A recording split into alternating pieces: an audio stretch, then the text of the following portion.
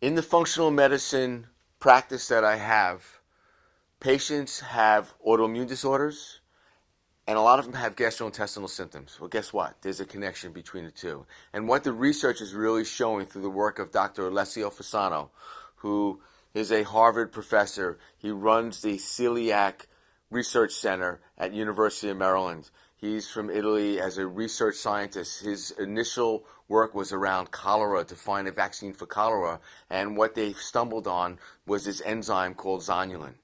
Research shows us when we eat wheat, modern wheat, you increase zonulin. And what zonulin does is breaks apart the tight junctions, which is sort of like cement, that hold two intestinal tract cells together, and those cells open up. It does the same thing in the brain. So what the research is really finding, and another research scientist, Dr. Gasparini and Dr. Patrice Carney, in their research centers in Belgium and in Italy, are finding that there's a common bond between all these autoimmune disorders that patients have, whether it be scleroderma, Hashimoto's hypothyroiditis, Graves' disease, multiple sclerosis, rheumatoid arthritis, Sjogren's syndrome. Right now there are about 88 different classified autoimmune disorders, and what many of them have in common is increased intestinal permeability. How did that happen? Well, we've changed the microbiota, the bacteria that inhabit our intestinal tract over the last several decades are very different from many years ago.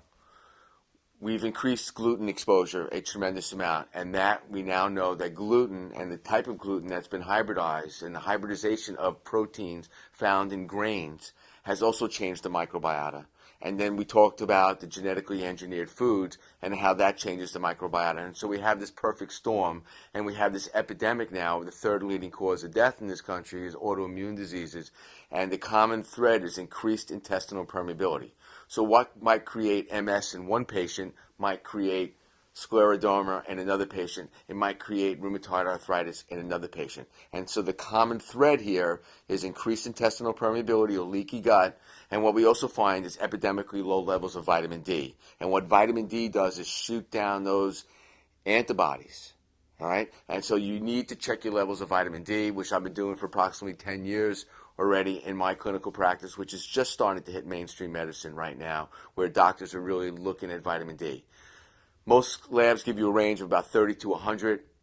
50 to 80 is really optimal. I shoot for 80 nanograms per deciliter or ng per dl on my patient's blood work.